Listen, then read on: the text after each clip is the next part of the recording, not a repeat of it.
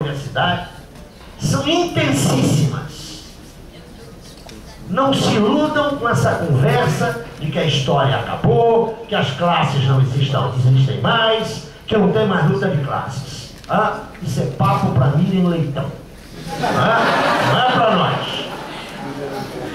Eu dizia, nos anos 50 e 60 houve uma pressão muito forte para reverter essa tara elitista.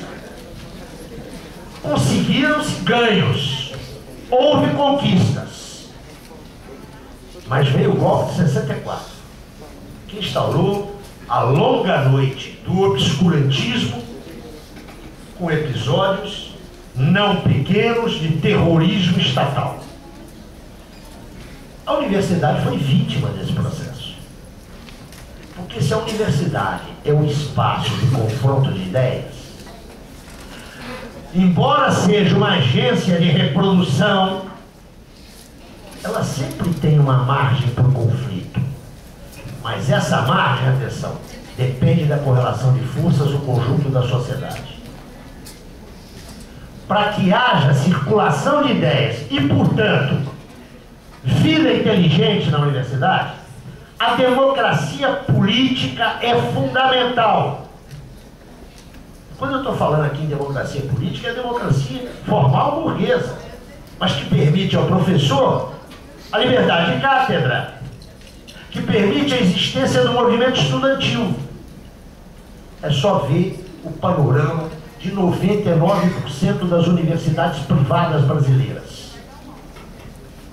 São instituições, 1% eu concedo, são as exceções de sempre.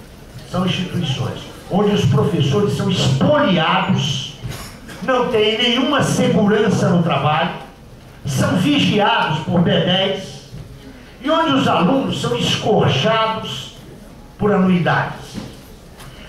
Sim, o ProUni. Que coisa maravilhosa o ProUni. É só fazerem a relação dos investimentos no ProUni e o que redundariam esses investimentos na universidade pública. A diferença é brutal. O ANDES já fez uma série de intervenções nesse sentido. Eu não tenho aqui os dados, mas me parece, se eu estiver errado, o professor me corrija, o senhor teve nesse processo. Parece que 1/3 dos recursos do ProUni, nós reverteríamos o sucateamento das universidades, das existentes, e modificaríamos a política de planos e salários nas universidades.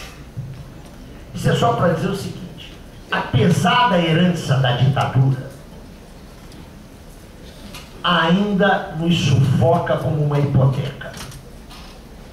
Apenas um detalhe que foi citado aqui, o Paulo Renato, que Deus o tenha, né?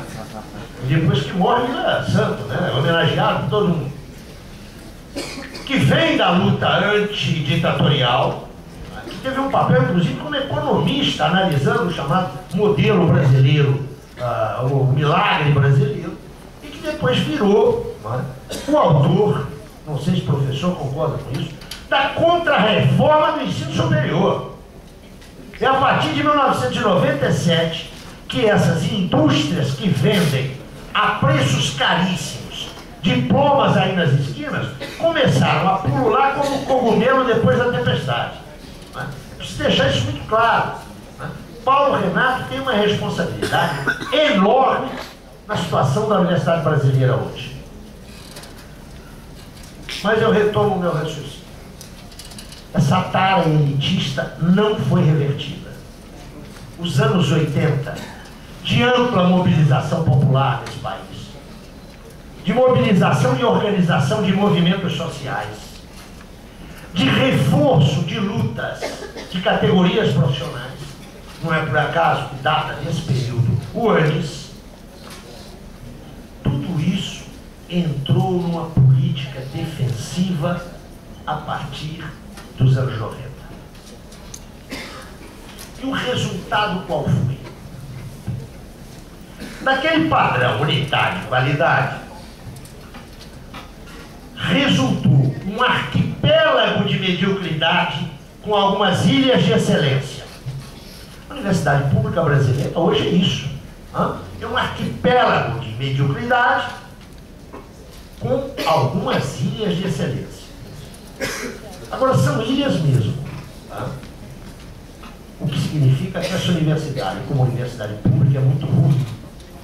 Mas quero lhes dizer que ruim com ela, muito pior sem ela. Para que vocês tenham uma ideia, 92% da pesquisa que se realiza nesse país é nas universidades públicas. O que significa que o sucateamento das universidades públicas vai implicar um profundo retrocesso na massa crítica que foi possível acumular nesse país. Não é uma massa crítica qualquer. Pensem, por exemplo, para dar um único exemplo, na prospecção de petróleo em larga profundidade. O Brasil detém hoje o resultado de uma tecnologia que foi produto de pesquisa aqui no país. Eu quero lhes lembrar, uma vez que o professor Paulo citou isso, que na época em que a Eunice Duran era secretária executiva, eu era nessa época coordenador do curso de pós-graduação. Ela foi fazer uma reunião no Rio de Janeiro e ela disse textualmente o seguinte: nós não queremos pesquisa básica nesse país. É mais barato comprar o pacote tecnológico fechado. Essa política foi implementada pelo governo Fernando Henrique, e me perdoem os simpatizantes do Luiz Lula da Silva. Não sofreu nenhuma interrupção. Pelo contrário, as agências de fomento, num tempo em que se diz que o fordismo está em crise, têm estimulado, desde o final dos anos 90, sem interrupção, o fordismo na pesquisa no Brasil. Os impactos disso nesse momento nós não sentimos imediatamente. Mas se aquele tripé foi uma conquista da Constituição, o tripé da funcionalidade universitária, ensino, pesquisa e extensão, ele está sendo substantivamente vulnerabilizado. Inclusive com a adoção nos últimos anos daquilo que retira o que ainda havia, eu diria, de criativo na universidade, que era a liberdade de pesquisa.